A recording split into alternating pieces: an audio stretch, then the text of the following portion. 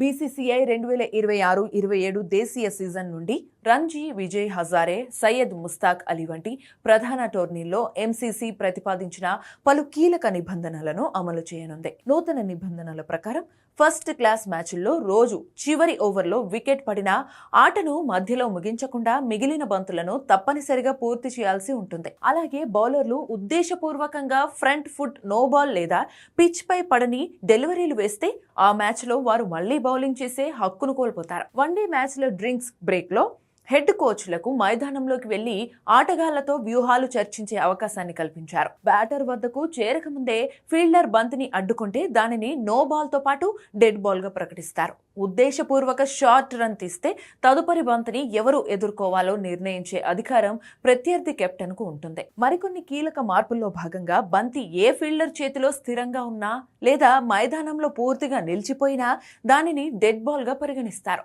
పరిమితుల ఓవర్ల క్రికెట్లో లెగ్ సైడ్ వైడ్లపై స్పష్టమైన మార్గదర్శకాలు తెచ్చారు. బంతి విసిరే సమయంలో ఫీల్డర్లందరూ తప్పనిసరిగా బౌండరీ లైన్ లోపలే ఉండాలి. వికెట్ కీపర్ బంతి వేసే సమయానికి స్టంప్స్ వెనకే ఉండాలనే నిబంధనను కఠినతరం చేసినప్పటికీ బౌలర్ రన్అప్ సమయంలో కీపర్ గ్లౌస్ ముందుకు వచ్చినా ఇకపై శిక్ష విధించారు.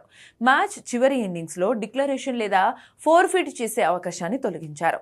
అక్రమ పరికరాల వినియోగాన్ని అడ్డుకోవడం సహా ఆటను మరింత పారదర్శకంగా, న్యాయబద్ధంగా నిర్వహించడమే లక్ష్యంగా ఈ కొత్త మార్పులను బీసీసీఐ రూపొందించింది.